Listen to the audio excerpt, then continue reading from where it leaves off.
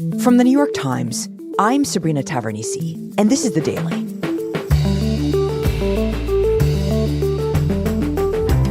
Was the position wrong? Was the way we communicated our position wrong? Was the messenger wrong? Probably a little bit of everything.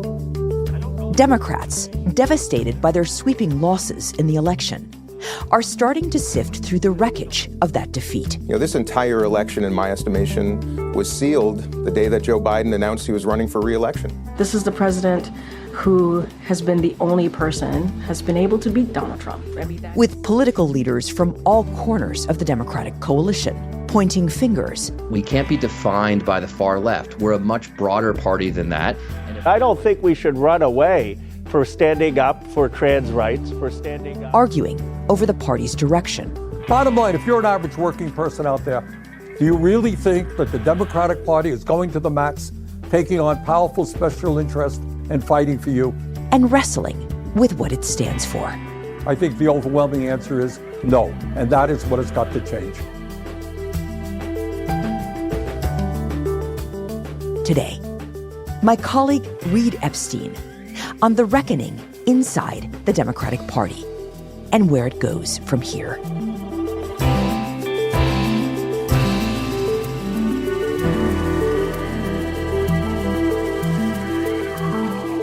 It's Monday, November 11th.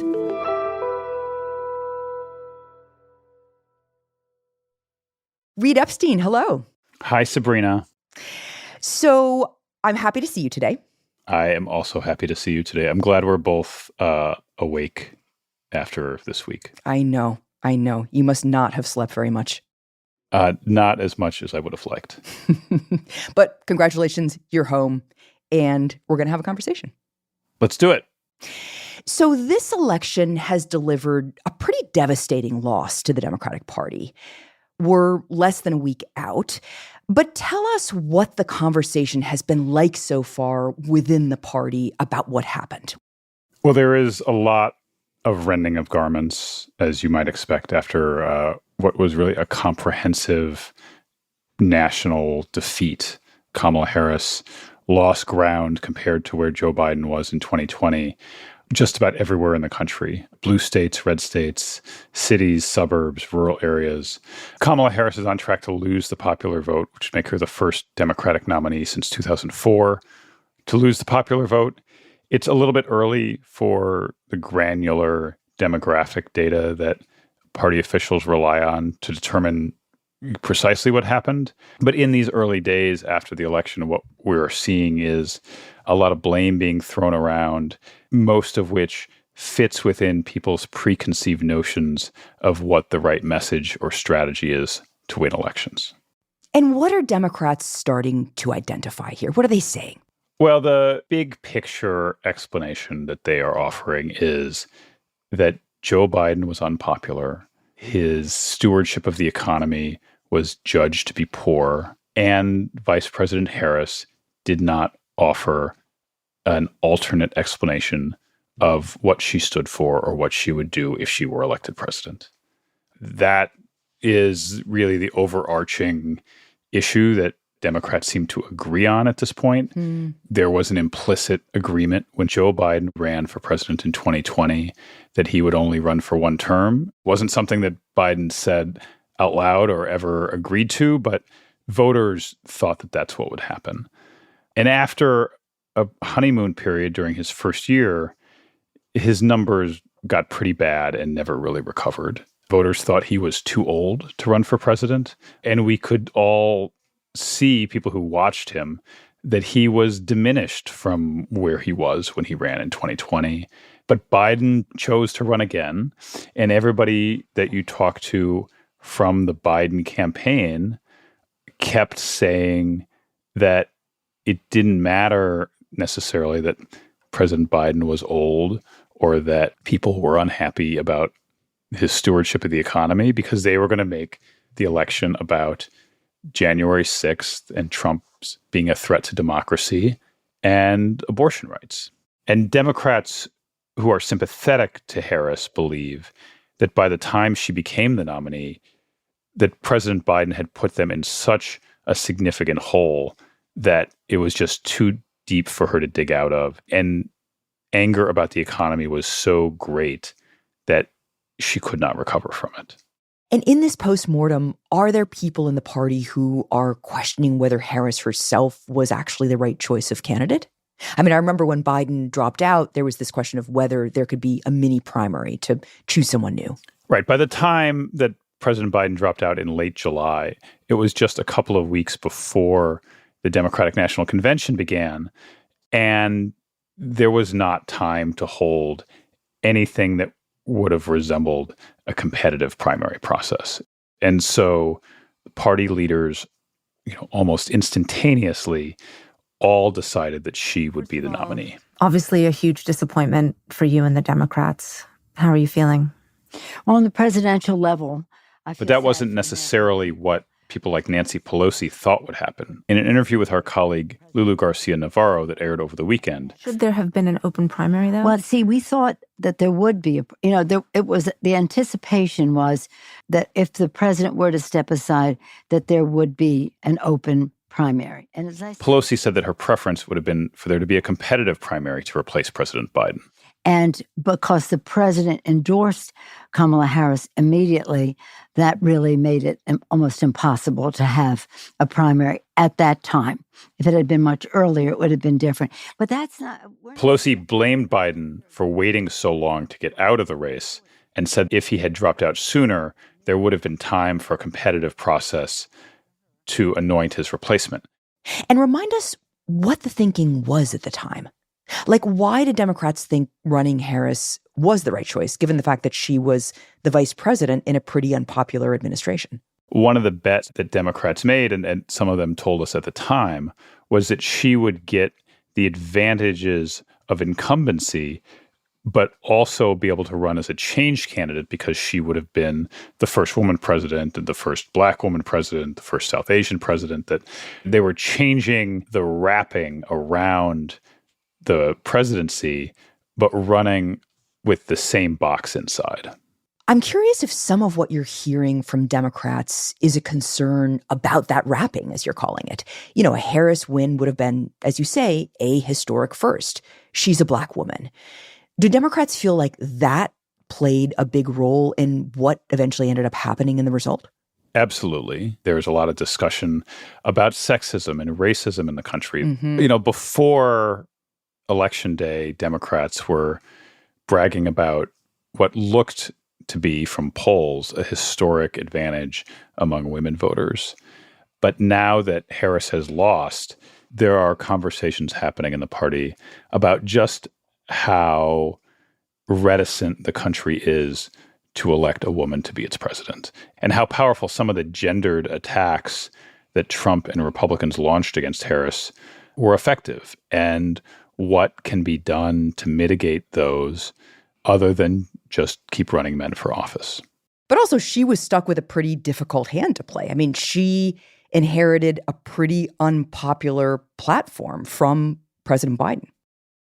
Right. And there's a discussion and debate going on now about whether she should have broken more from Biden, whether she could have broken from him more. I mean, remember, she is the sitting vice president and part of the administration. It would have been difficult for her to articulate views that were at odds with what President Biden was saying, not only because it would have resulted in cascading news cycles of her disagreeing with the president, but also for every one of those issues where she could have moved left or moved right, there was a calculation about losing voters on the other side. So time and again, Harris had opportunities to break from President Biden on policies. Would you have done something differently than President Biden during the past 4 years? There is not a thing that comes to mind in terms of, and I've been a part of and she always defended his record and his proposals, saying in television interviews that she couldn't think of a thing that she would do different from him. A bipartisan group of members of the United States Congress, including some of the most conservative members, worked together with our support to craft the most serious and strong border security bill we've seen in years. Yes. Donald Trump got word of it and told him, don't put the bill up for a vote because she didn't have a great answer to criticism of the administration's handling of the border and pointed instead at the immigration deal that Trump tanked in the Senate. Vice President Harris, in December, you said, quote, Israel has a right to defend itself, but you added, quote, it matters how. President Biden has not been able to break through the stalemate. How would you do it? And on the war in Gaza, which was incredibly unpopular among progressives. I said then, I say now. Israel has a right to defend itself. We would. What we know is that this war must end. And the way it will end is we need a ceasefire deal and we need the hostages out. And so she didn't say how she would do anything differently other than maintaining that she would work to get a deal to end the war and bring the hostages home. Essentially something he already said he was trying to do as well. Exactly. There was no policy daylight between her and Biden on these issues. What are the other criticisms flying around now about her campaign? Well, there's a lot of analysis from Democrats about how Harris described Trump. If you remember when she first became the nominee and chose Tim Walz as her running mate, they called him weird. Mm-hmm. They tried to make him less central to their argument than Biden did. Right. They were making him seem little and insignificant, basically. Right. And then in the close of the campaign, when people were voting, she leaned into the idea that he was a fascist and that one of his advisors had compared him to Hitler. And so over the course of her campaign, she didn't settle on a consistent way to describe Trump and seemed to keep searching for the silver bullet that would disqualify him in the eyes of voters. You know, there's discussion about whether Harris should have presented sort of a more optimistic take on the future of the country that wasn't just about preventing another Trump administration. And, you know, the progressives in the party didn't love to see her running around the country with Liz Cheney and trying to appeal to Republicans in the suburbs, because they were talking at the time and really are talking now about the fall off of support for Harris among working class voters in the cities. And that's a discussion that's going to take place for months now. And it's one that takes a look at the deeper question of what the Democratic Party has come to represent to voters.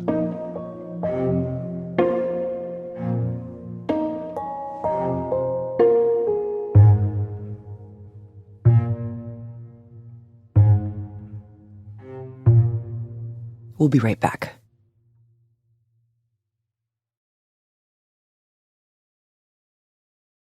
So, Reid, you were just saying that there are going to be lots of conversations for months about the deeper problems with the Democratic Party, ones that go beyond the ones that plagued this particular campaign. Tell me about that. There were a lot of regrets from Democrats after the election about what the party has become. One smart operative told me that Republicans work to control the weather and Democrats wait for it to rain and then fight over which umbrella to use. What did that mean exactly? I love the metaphor. It means that the party is a collection of interest groups that all compete for influence and the direction of the party, as opposed to collectively joining together for what's good for everyone. In the Democratic Party, you have different groups that don't necessarily have the same interests at heart, but join together to try to win elections. Right. So it's a fractious big tent. And these interest groups sometimes go against each other. And in the end, the interests of the party. Right. And you know, I talked to one operative who has been involved in a bunch of winning campaigns who said that the party's problem is it doesn't start with what does it take to get to 50% plus one. People are out for their own fiefdoms. And what's an example of a fiefdom that is out for itself?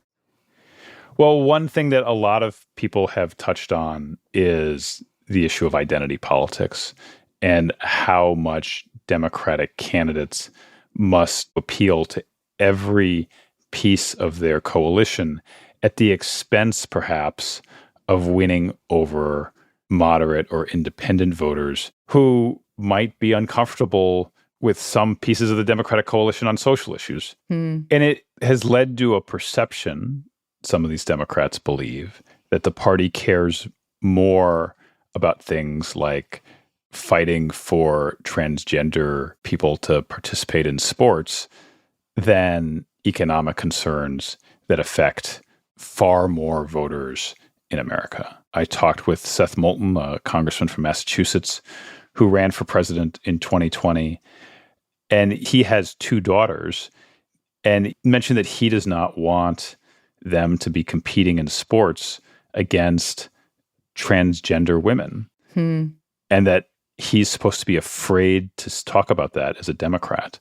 He ascribed that as part of the party's problem, to be so afraid of people interested in transgender rights that they can't address people's fears over it.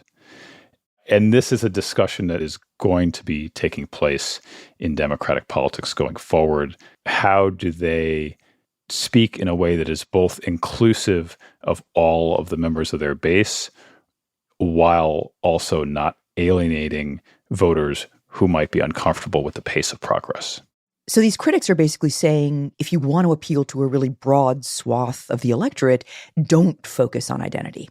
It might be a draw for some narrow slice of the left, but it's not as pressing a concern as something like economic well-being for the vast majority of voters. Absolutely. And this criticism about the party veering away from its core economic concerns isn't just coming from the moderate and center-left wing of the party. It's also coming from its progressives. I spoke with Senator Bernie Sanders, who has really been the standard bearer of the party's left wing since he ran for president in 2016. And he said that the Democratic Party had increasingly become a party of identity politics.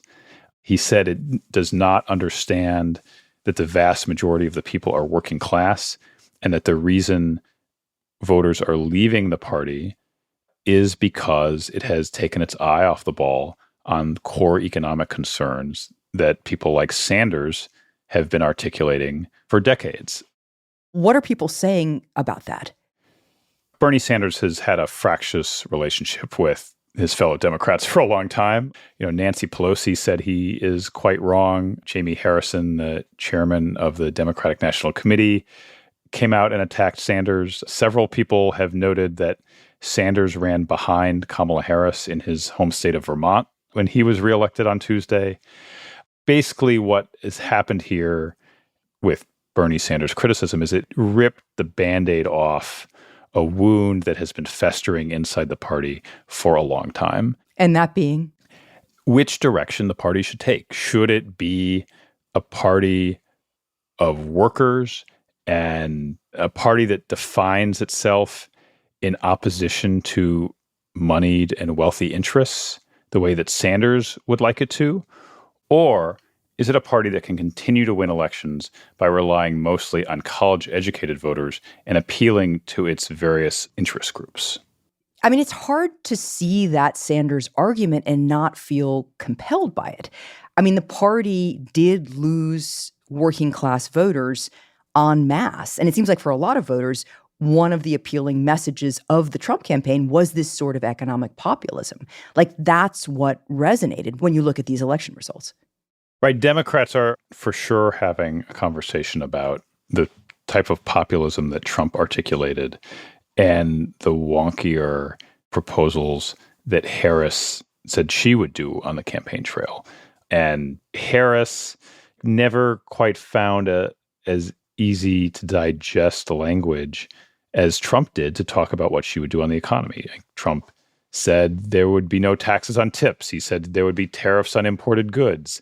He said these things that sounded simple for voters to understand, while Harris was trying to explain her proposal on childcare or the sandwich generation or tax deductions for first-time homebuyers, things that she believed would have been helpful for pieces of the Democratic coalition, but didn't necessarily apply to everyone in a populist way, the way that some of what Trump talked about. Right. She wasn't running directly at the problem in such a concrete and effective way as he was when it comes to this economic populism. But it sounds like for a lot of Democrats, her loss was really about more than just a failure of messaging. Right. And in part, it gets back to the nature of the Democratic Party. She was trying to appeal to different groups of the party. I can't tell you how many voters that we talked to over the course of the campaign who said that they understood that she was promising a tax break for first-time homebuyers who said, well, I already own a home. That won't help me. Or people who heard her offer incentives for new small businesses and don't intend to start a business, who thought that it wasn't something that would be helpful for them. And so she tried to offer things to different people, but there wasn't a thing that she offered to everyone in the way that some of these voters viewed Trump's proposals. Can the Democratic Party, this huge fractious tent, ever agree on a vision that will be clear enough and appealing enough to win? Or does the party need to be united by a visionary leader to make that message clear, sharp, and electric, like Obama did in 2008 and Trump did for the Republicans? So if you look at the recent two-term Democratic presidents, Bill Clinton and Barack Obama, they were leaders with strong personalities who were able to not only unite the fractious parts of the Democratic Party, but also bring in Republicans and independent voters too. And what Democrat is able to do that going forward is one of the big questions that we don't know the answer to yet. And we know also that there are a lot of very ambitious Democratic politicians out there, governors and senators and members of Congress, who are looking in the mirror now and saying, why not me?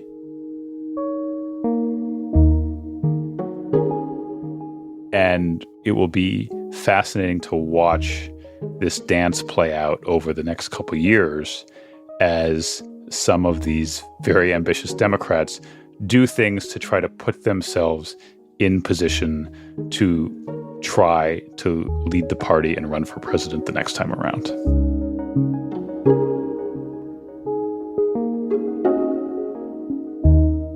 Reid, thank you. Thank you, Sabrina.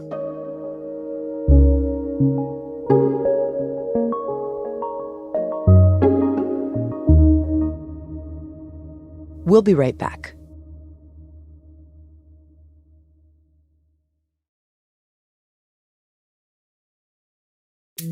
Here's what else you should know today.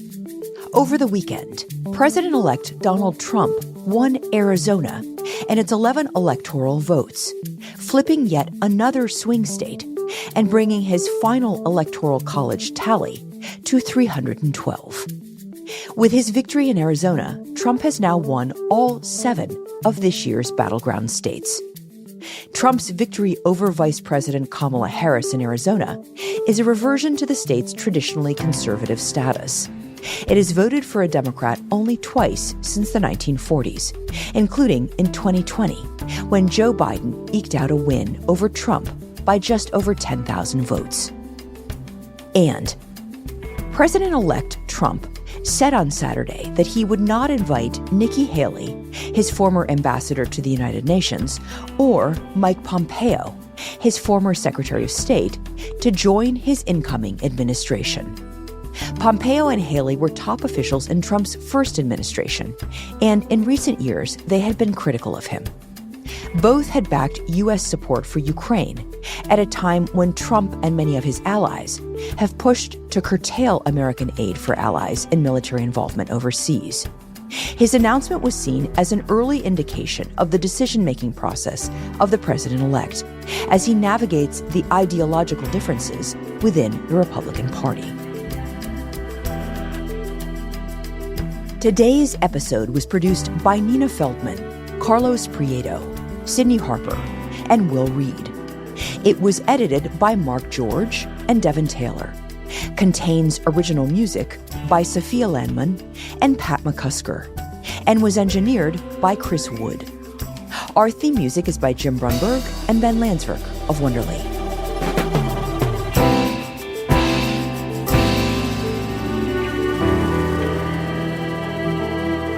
That's it for The Daily. I'm Sabrina Tavernisi. See you tomorrow.